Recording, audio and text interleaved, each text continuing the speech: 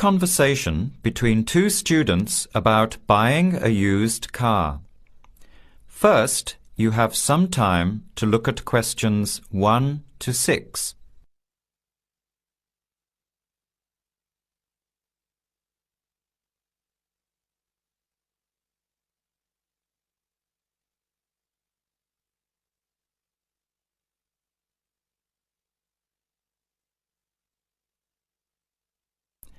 Answer the questions as you listen.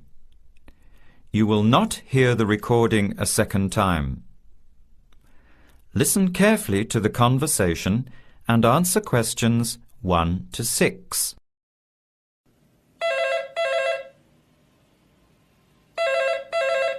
Hello. Hello. Can I speak to Eleanor, please? This is Eleanor speaking. Hi. My name is Jan. I'm calling about the car that was advertised on the notice board in the Student Union building. Is it still for sale? Yes, it is. Your ad says it's a 1985 Celica, in good condition. It's old, but it has been well looked after. My family has had the car for 10 years. I'm just the third owner and my mother had it before me, so we know its history. We've got all the receipts and records.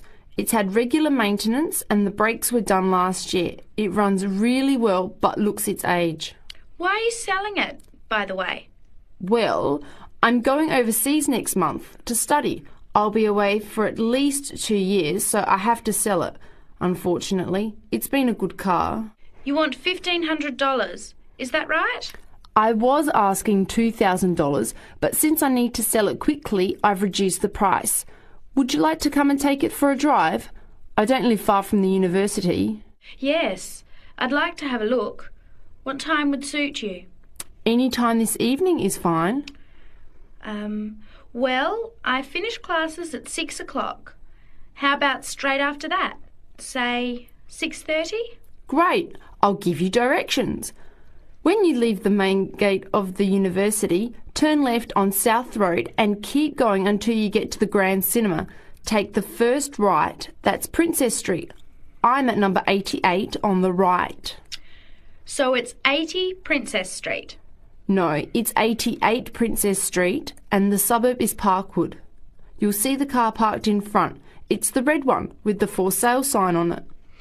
OK, thanks Eleanor. I'll see you later. Bye.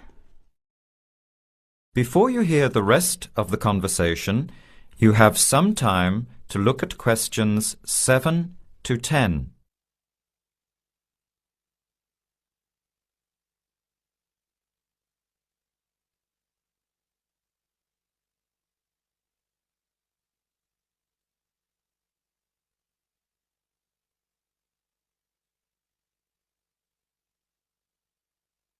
Later that day, at the university, Jan meets up with her friend Sam and tells him about the car. Hi, Sam. Hey, Jan. What's happening? I'm glad I ran into you. I've decided I have to get a car. You're going to buy a car? Do you really need one? I'd probably still be driving, except that my car broke down last year. Instead of getting another one, I just moved closer to the university and went back to riding a bike. Better for the environment, better for my health, and I save a lot of money. Did it really cost that much?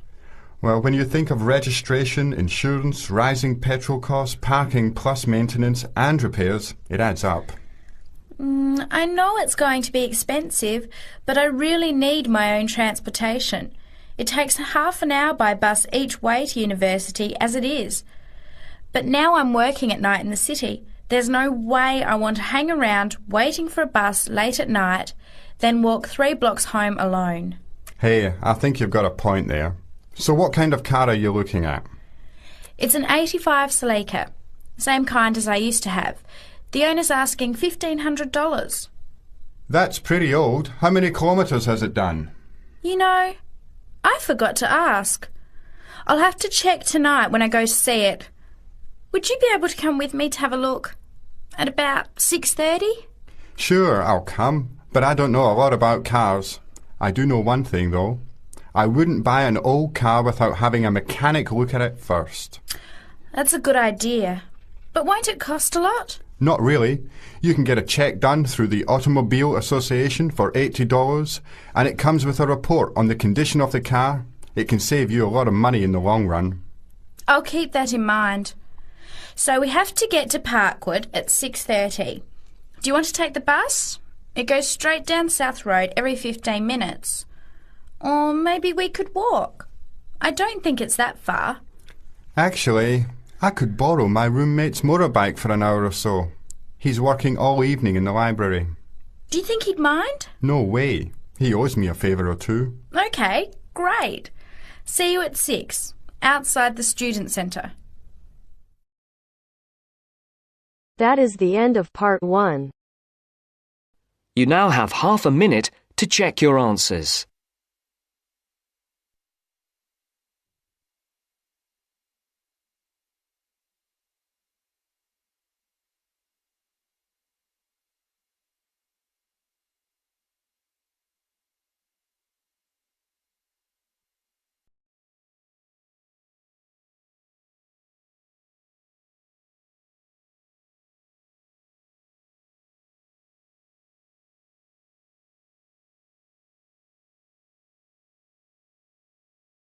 Now turns to part 2. Part 2. First, you have some time to look at questions 11 to 15.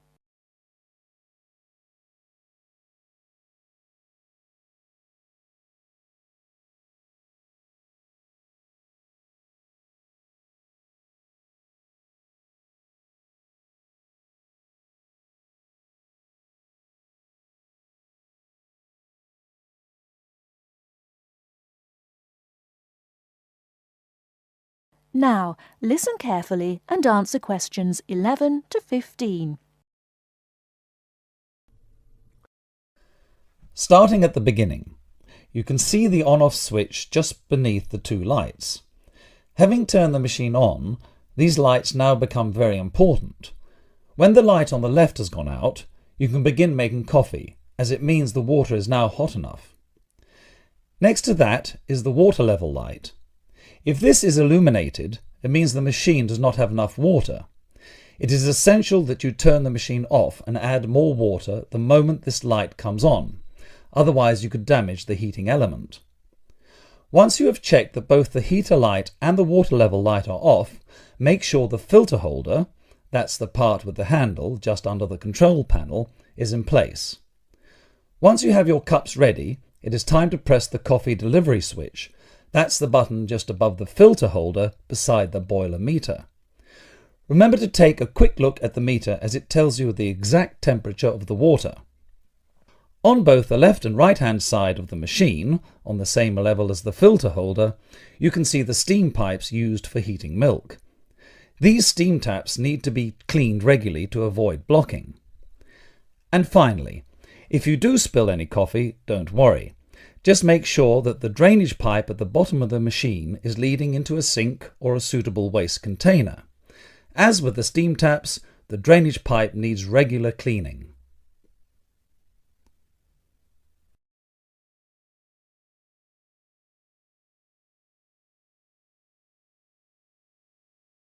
Before you hear the rest of the talk, you have some time to look at questions 16 to 20.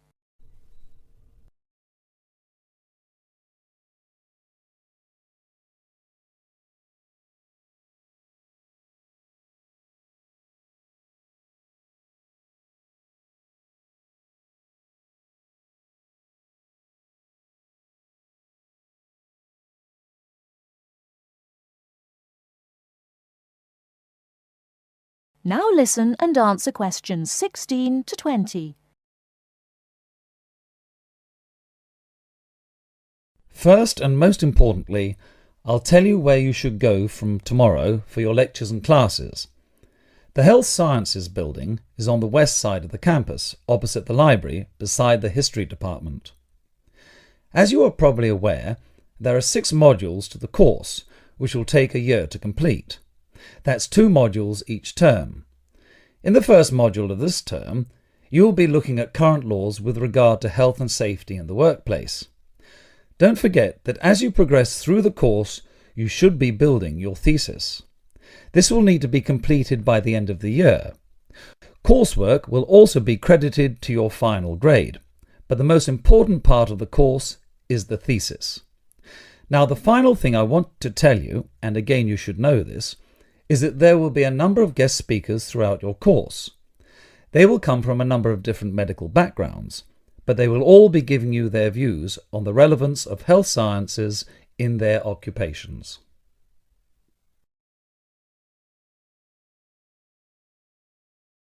That is the end of part 2. You now have half a minute to check your answers.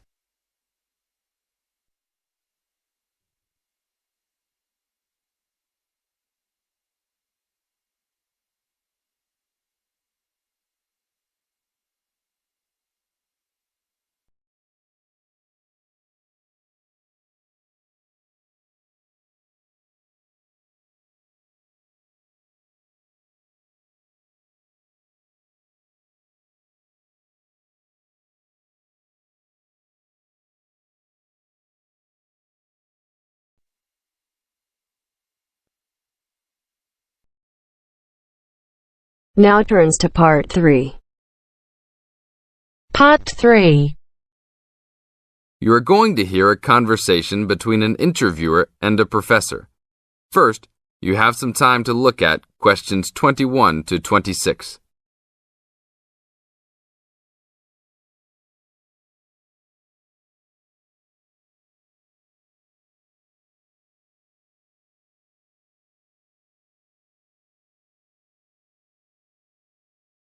Now listen to the tape and answer questions 21 to 26. Today I'm here with Professor Nittick, who is our new university president. He has been a professor for 20 years and teaches many of the best classes on campus. I know many of you have had him as a teacher and know of his brilliance. Good morning, Professor Nittick. Thank you for stopping by the student station. Thank you for having me here. It is always great to get to meet many of the students who are involved with our school. I haven't been here since 2 years ago. Yes, I remember at that time you were still teaching every semester. 2 years later, you are only teaching every once in a while. But it seems like you are still always busy. The administration world is just as busy as the teaching world for you. How do you stay in touch with the university, even with the change in your everyday duties? I try to stay in touch with what is popular with the university students. I usually spend time with as many students as I can. They usually give me insight into what the new concerns and beliefs are for the new generation. On top of that, I try to be as youthful as I can. I consider myself to be youthful, at least for my age. So I always have a good time and try to stay young. I try my best to not just be a teacher, but also participate in university life. Interesting. So, are you still doing lots of academic work, or are you mostly concentrating on administrative affairs? Well, I mostly do administrative affairs now, but that doesn't mean that I still don't have a very deep interest in academic matters. I often visit other campuses around the world and meet other professors in my field. I learn the most by travelling and seeing the different places of the world and the different fields of thought. I even did a television programme last month in Manchester. Will you be on television any time soon then? Well, you can call the television station and see if I will be on television any time soon. Maybe I will be on the news report. I don't think it is really that significant, though. Oh, really? That sounds great. I will remember to look out for you. Let's move on. With all your busy travelling recently, how do you find time for your personal life? I try to keep my university life separate from my personal life. Sometimes it's hard to find time to just take my wife and 3 kids out for a family dinner, but usually we all manage to get together every few days. I'm taking a few weeks off next month to take my family down to South America, to Brazil for a few days. I can't wait to just sit on the beach. Wow, that sounds like a wonderful trip. Professor Nittick, could you tell the audience a little about what goes on in an average day of a university administrator? An average day? Oh, I don't think there is such thing as an average day for me. The last few weeks I've been travelling all the time. I can be in Los Angeles in the morning and in New York by the afternoon and back to Los Angeles by the evening. Sometimes I will spend the whole week at a new university, showing the new administrators the ins and outs of running a university. Sometimes I can spend the whole day in the office on the phone, so there really is no average day for me. I guess that is because I do so many different tasks. Sorry to let all the viewers down, but that is the plain truth. Now look at questions 27 to 30.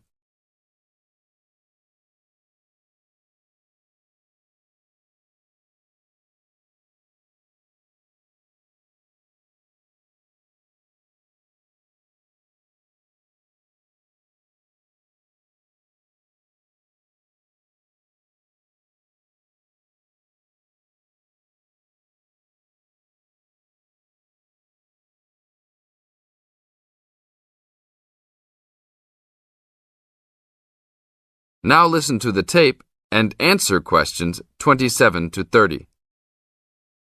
Well, I guess I can sum it up for them. You are a busy man. That is probably a good description. So, are there any immediate plans for the coming few weeks? Well, I'm in Los Angeles for the next 2 days, and then I fly to Colorado to meet a new prospective professor for our university. I will be in Colorado for about a week. Then I go to Japan for the next 10 days to meet with our university branch in Japan about record sales there. After that, I return to Los Angeles for a week, just in time for the graduation of the class of 2001. There you have it, my next month's schedule. Thank you very much, Professor Nittick. I always enjoy having you on our show. We hope to have you back on our show next time.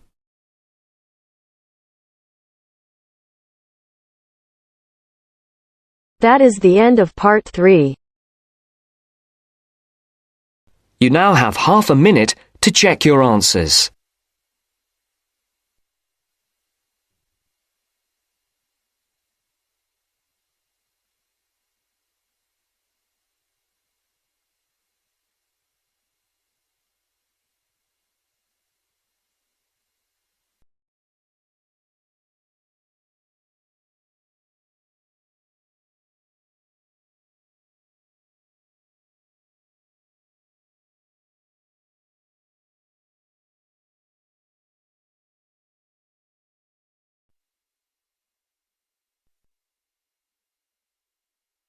Now turns to part 4. Part 4. You will hear a talk on seasonal affective disorder. First, you have some time to look at questions 31 to 40.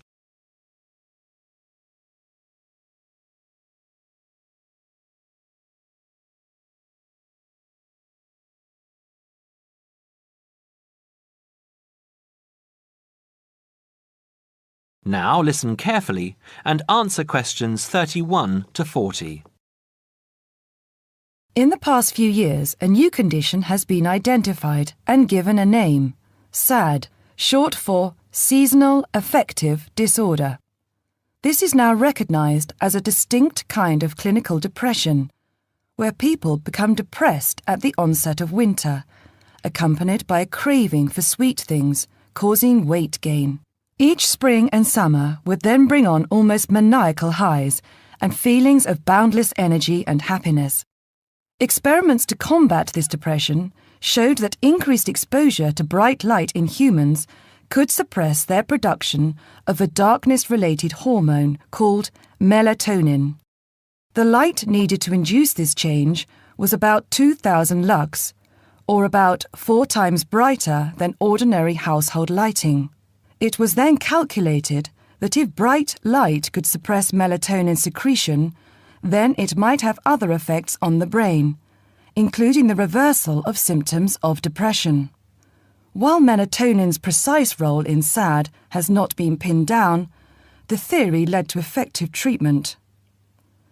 Not surprisingly, SAD affects more people where winter nights are longer and days shorter. In the UK, an estimated 500,000 adults develop full-blown SAD in winter, and twice this number suffer the milder condition called subsyndromal SAD.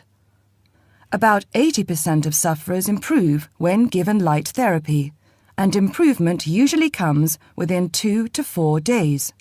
Scientists are still unsure why winter depression happens, but more than a decade of research has turned up some surprising findings. Nearly 80% of SAD victims are women. Researchers are uncertain why this is so. SAD can affect people at any age, but typically it begins around the age of 20 and becomes less common between 40 and 50. SAD is comparatively rare in children and adolescents, but so far researchers have been unable to come up with a logical reason for this. As many as half of SAD sufferers have at least one family member with depressive illness, suggesting that the depression has a genetic component. Some patients experience shifts in their body clocks when they're depressed in winter. They are morning people at one time of the year and become evening people at another. What is the underlying difference between SAD sufferers and others? A clue can be found in carbohydrate craving, a common symptom. People often become obsessed with chocolate, for example. Carbohydrates alter brain chemistry by increasing the level of a soothing chemical called serotonin, a neurotransmitter that carries signals between brain cells. SAD sufferers crave carbohydrates because they may need serotonin to lift their mood. This craving can be intense, in fact, an addiction. It may be that the serotonin system of the brain has problems regulating itself during the winter. Some SAD sufferers respond well to the drug Prozac, thought to influence the brain's serotonin-using system. Other brain chemicals and hormones probably play a role in winter depression. Another neurotransmitter, dopamine, for example, may be inadequate in certain cases. Researchers hope to uncover clues to SAD's secret by probing similarities between SAD and hibernation. Though no valid link between the two has been established, some SAD patients say they feel like hibernating animals. SAD sufferers tend to put on fat in autumn and early winter, roughly the time when such hibernators as bears and squirrels do. That is the end of part 4. You now have half a minute to check your answers.